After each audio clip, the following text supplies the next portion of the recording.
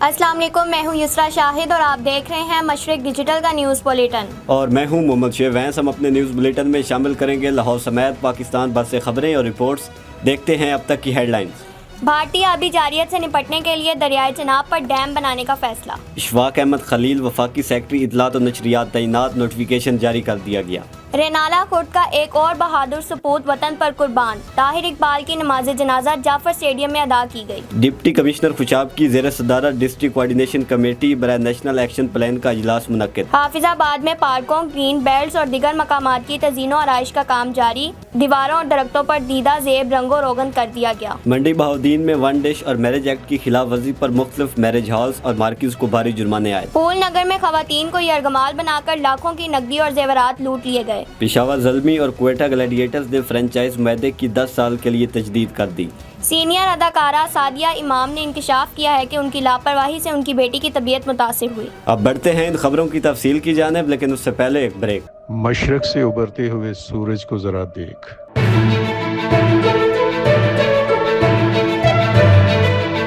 ہم ہیں آپ کی آواز، ہم پہنچائیں گے پاکستان اور دنیا بھر کی ہر خبر آپ تک، ہم کریں گے حالات حاضرہ کا بے خوف تجزیہ اور رکھیں گے آپ کو آپ کے ارد گرد کی ہر خبر سے باخبر۔ سب سے پہلے مشرق ڈیجیٹل، جہاں صحافت صرف صحافت نہیں، ایک مشن ہے۔ آج ہی مشرق ڈیجیٹل کی ٹیم کا حصہ بنے۔ صحافت کی آزادی اور وقار کے لیے، عزت، شہرت اور پہچان کے لیے، نمائندگی کے لیے ابھی رابطہ کریں۔ ویلکم بیک ٹو مشرق ڈیجیٹل۔ دریائے چناب پر ڈیم بنانے کا فیصلہ۔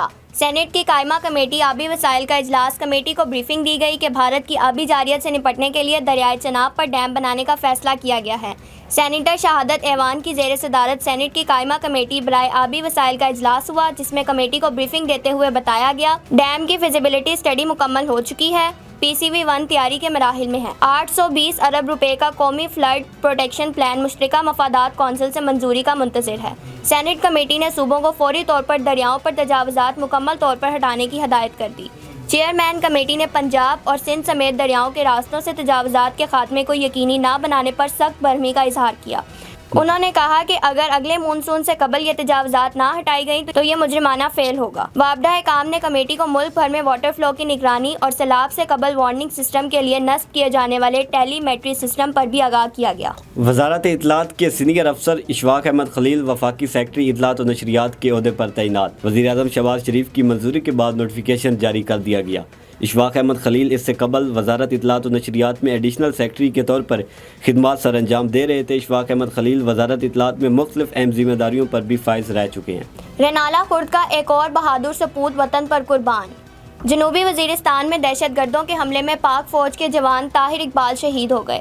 مشرق ڈیجیٹل کے راؤ ہمایوں گوہر کی رپورٹ کے مطابق رینالہ خرد حمید ٹاؤن سے تعلق رکھنے والے پاک فوج کے جوان طاہر اقبال، جو جنوبی وزیرستان میں دہشت گردوں سے لڑتے ہوئے جام شہادت نوش کر گئے تھے، کا جسد خاکی ان کے آبائی علاقے لایا گیا۔ جسد خاکی پر پھولوں کی پتیاں نچھاور کی گئیں اور فضا پاک فوج زندہ باد، پاکستان پائندہ باد کے نعروں سے گونج اٹھی۔ شہید طاہر اقبال کی شادی 2 سال قبل ہوئی تھی۔ سوگ و آران میں والدین، 3 بھائی بہن اور بیوہ شامل ہیں۔ شہید کی نماز جنازہ جعفر اسٹیڈیم میں ادا کی گئی، جس میں شہریوں کی بڑی تعداد سمیت عسکری اور سول افسران نے شرکت کی۔ بعد ازاں شہید کو تکیہ تارے شاہ قبرستان میں مکمل فوجی اعزاز کے ساتھ سپرد خاک کیا گیا۔ پاک فوج کے دستے نے سلامی دی۔ ڈپٹی کمشنر خوشاب اور DPO خوشاب کی زیر صدارت district coordination committee national action plan کا اجلاس ہوا۔ ایڈیشنل ڈپٹی کمشنر جنرل اور ADC نے ماہانہ کارکردگی اور دیگر اہم انتظامی امور کے حوالے سے بریفنگ دی۔ خوشاب سے سید حسنین شاہ کی رپورٹ کے مطابق کانفرنس ہال میں ہونے والے اجلاس میں additional deputy commissioner general Khushab Ghazala Kanwal, additional deputy commissioner revenue Khushab Abdul Sattar Khan, assistant commissioner Chaudhry Zia Ullah سمیت دیگر محکموں کے افسران شریک ہوئے۔ ڈپٹی کمشنر فروا عنبر نے تمام محکموں کے افسران کو آپس میں روابط بڑھانے اور متعلقہ محکموں کے ساتھ مل کر ٹارگیٹڈ کارروائی کرنے کی ہدایات کی۔ حافظ آباد میں پارک، گرین بیلٹس، عوامی اور دیگر مقامات کی تزئین و آرائش، رنگ و روغن اور شجر کاری کا کام زور و شور سے جاری۔ ڈسٹرکٹ کمپلیکس، جناح چوک اور مختلف پارکوں میں نئے پودے لگانے کے ساتھ ساتھ فالتو گھاس اور جڑی بوٹیوں کو بھی ختم کر دیا گیا۔ حافظ آباد سے راجہ عدیل عباس کی رپورٹ کے مطابق وزیر اعلیٰ مریم نواز کے پبلک انیشیٹو پروگرام کے تحت حافظ آباد میں صفائی ستھرائی کے ساتھ ساتھ شہر کی تزئین و آرائش، وال چاکنگ کا خاتمہ اور شجر کاری پر خصوصی توجہ دی جا رہی ہے۔ ڈپٹی کمشنر عبدالرزاق کی ہدایت پر میونسپل کمیٹی کی جانب سے کالج روڈ، فیملی پارک، سریا غفور پارک اور ساگر روڈ پارک کی بیوٹیفیکیشن کے ساتھ وہاں پر نئے پودے بھی لگائے گئے ہیں، جبکہ پارکوں کی دیواروں اور درختوں پر دیدہ زیب رنگ و روغن بھی کیا گیا ہے۔ اسی طرح جناح چوک، گجرانوالہ روڈ، بائی پاس اور دیگر شاہراہوں پر گرین بیلٹس اور پھولدار پودوں سے خوبصورت بنایا گیا ہے۔ اسسٹنٹ کمشنر پھالیا وحید حسن گوندل کی جانب سے شادی ہالز میں ون ڈش اور میرج ایکٹ کی خلاف ورزیوں پر سخت کارروائیاں عمل میں لائی گئی ہیں۔ Royal arch marriage hall leather, سبحان اللہ میرج ہال پھالیا، گریس مارکی پھالیا اور کیپٹل مارکی کو ون ڈش کی خلاف ورزی پر بھاری جرمانے عائد کیے گئے۔ تمام شادی ہالز کو پابند کیا گیا ہے کہ وہ مکمل طور پر قوانین پر عمل درآمد یقینی بنائیں۔ اب بڑھتے ہیں ایک بریک کی طرف، دیکھتے رہیے مشرق ڈیجیٹل۔ مشرق سے ابھرتے ہوئے سورج کو ذرا دیکھ،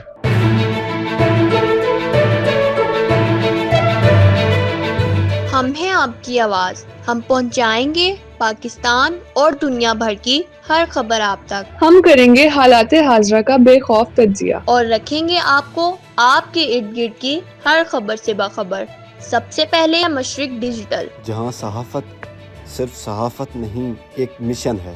آج ہی مشرق ڈیجیٹل کی ٹیم کا حصہ بنے۔ صحافت کی آزادی اور وقار کے لیے، عزت، شہرت اور پہچان کے لیے، نمائندگی کے لیے ابھی رابطہ کریں۔ ویلکم بیک ٹو مشرق ڈیجیٹل۔ پھول نگر میں ڈکیتی کی واردات، خواتین کو یرغمال بنا کر لاکھوں کی نقدی اور زیورات لوٹ لیے گئے۔ مشرق ڈیجیٹل کے طاہر لطیف کی رپورٹ کے مطابق لنگڑے والی دہاڑی میں 4 مسلح ڈاکو دن دہاڑے شہری رانا افتخار کے گھر میں گھس گئے، خواتین کو یرغمال بنایا اور کمروں کی تلاشی کے دوران 9.5 لاکھ کی نقدی، 5 تولہ طلائی زیورات، قیمتی دستاویزات اور دیگر سامان لوٹ لیا اور خواتین کو واش روم میں بند کر کے دھمکیاں دیتے ہوئے فرار ہو گئے۔ پولیس نے مقدمہ درج کر لیا۔ حافظ آباد کے نوائی گاؤں پریم کورٹ میں اندھا دھند فائرنگ سے ایک شخص کو قتل کر دیا گیا۔ پولیس کے مطابق مرنے والے کی شناخت اورنگزیب کے نام سے ہوئی ہے۔ فائرنگ کے بعد ملزمان فرار ہو گئے۔ نوجوان بزنس مین چودھری فیاض سکندر المعروف گوندل گانے رشتہ ازدواج میں منسلک ہو گئے۔ ان کی شادی پھالیا کے نوائی گاؤں ڈھوک قاسب میں بغیر خوبی سر انجام پائی۔ پھالیا جم خانے میں جب بارات پہنچی تو دلہا کے دوستوں نے غیر ملکی کرنسی کی بارش کر دی۔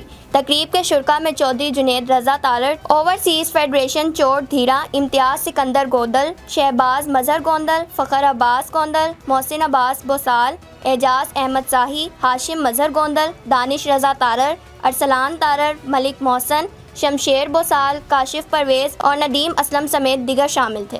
منڈی بہاؤدین سے فیاض رسول مرزا کی رپورٹ کے مطابق ممتاز صحافی و کالم نگار، پاکستان اوورسیز فورم اور تارڑ ویلفیئر ٹرسٹ انٹرنیشنل کے مرکزی میڈیا ایڈوائزر، صدر پریس کلب مظہر اقبال تارڑ عمرہ کی سعادت حاصل کرنے کے بعد سعودی عرب سے وطن واپس پہنچ گئے۔ وطن واپسی پر دوستوں اور عزیزوں نے ان کا استقبال کیا اور عمرہ کی سعادت حاصل کرنے پر مبارکباد پیش کی۔ سینئر صحافی و ایڈیٹر روزنامہ لیڈر خرم پاشا کی والدہ کی رسم کل ادا کر دی گئی۔ مرحومہ اتوار کے روز طویل علالت کے بعد انتقال کر گئی تھیں۔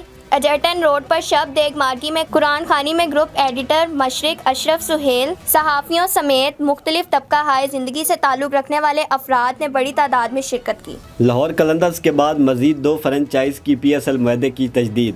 آئندہ سال PSL کے لیے 11ویں ایڈیشن میں 8 ٹیمیں حصہ لیں گی۔ پشاور زلمی اور کوئٹہ گلیڈیٹرز نے EY مینا کی ویلیویشن کے بعد PSL کے ساتھ فرنچائز معاہدے کی 10 سال کے لیے تجدید کر لی ہے۔ پشاور زلمی اور کوئٹہ گلیڈیٹرز کی ملکیت آئندہ دہائی میں بھی موجودہ مالکان کے پاس رہے گی۔